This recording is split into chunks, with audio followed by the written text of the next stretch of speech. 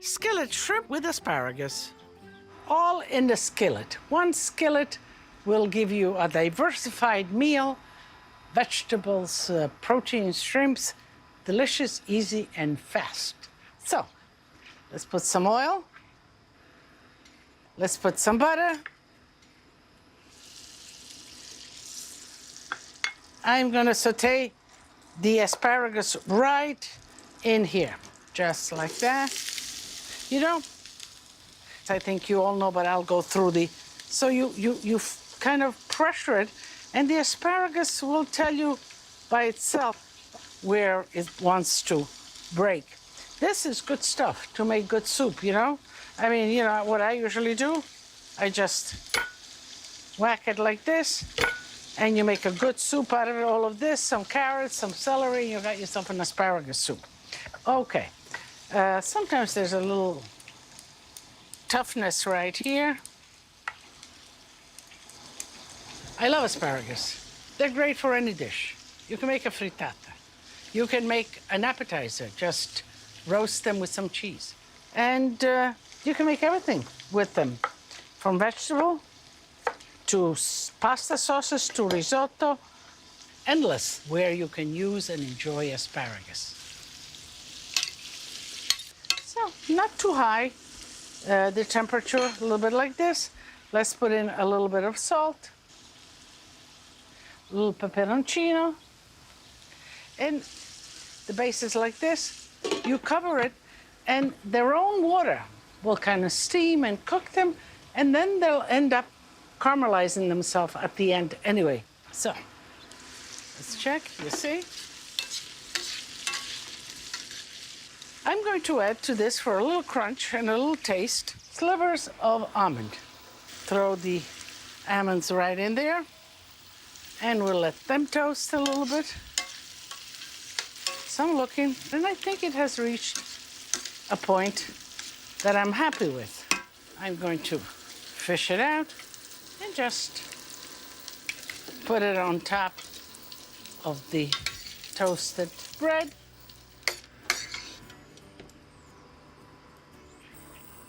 Okay, so here we are. Some more olive oil. Shrimps cleaned and deveined.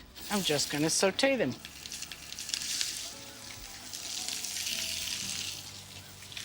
I'm gonna put a little bit of salt, a little peperoncino to give it a little zest. Great shrimps, just saute them a little bit like that, and they're delicious. Actually, I'm gonna take them out, and I'm gonna make a sauce right in here. So some of them are finished, some of them need a little more time. The shrimp has a translucency, and as it cooks, it becomes more and more opaque. That transition will give a good indication that the shrimp is done. A little bit of butter, lemon, and just squeeze the juice in here. I think I'm gonna drink wine. I might as well add a little bit of this wine to the sauce. So, a little bit for Lidia, a little bit for the shrimp. A little bit of salt I will put right here. Oh my goodness. I have my little dish here waiting, and I forgot to put a shrimp. And how about the asparagus? Gee whiz, Lidia, how can you forget yourself? Okay, that's good. All right.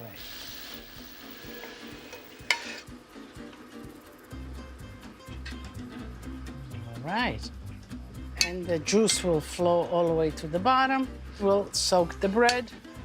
Okay, good to the last drop.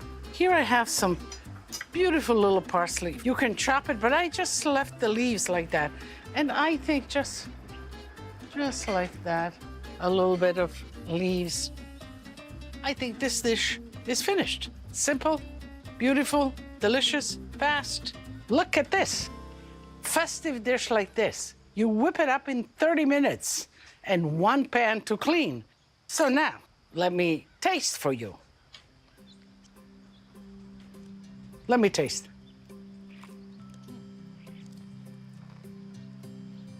Crunchy, delicious, fresh, lemony. And of course, with this dish, a nice glass of white wine. It's a celebration for me.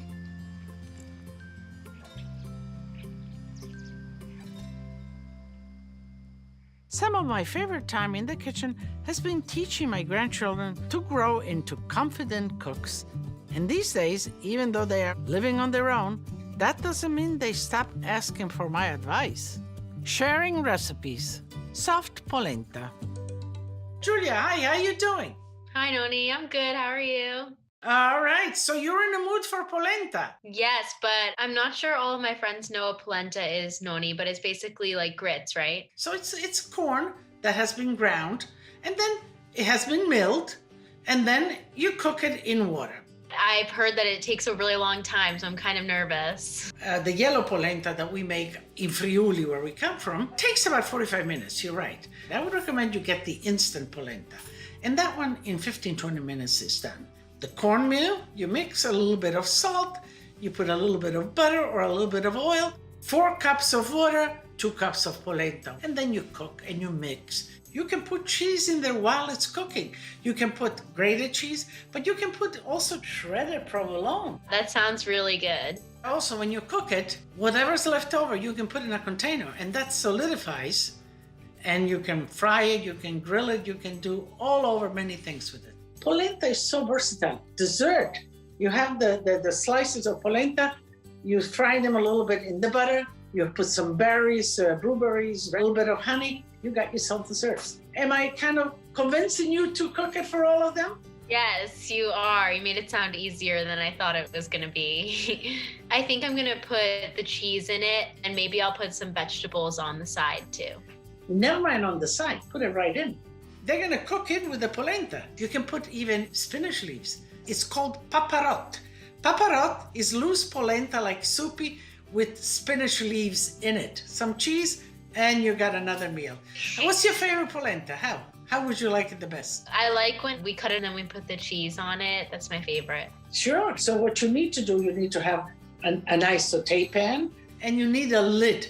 Because if you cut the polenta and you fry it and you put the cheese, if you put the lid on, then the cheese will melt and it's gonna be delicious. Yeah, that's how I like it. So, Coca, keep in touch. Tell me if you need any more recipes or anything. Okay, thank you. Love you. Miss Love you.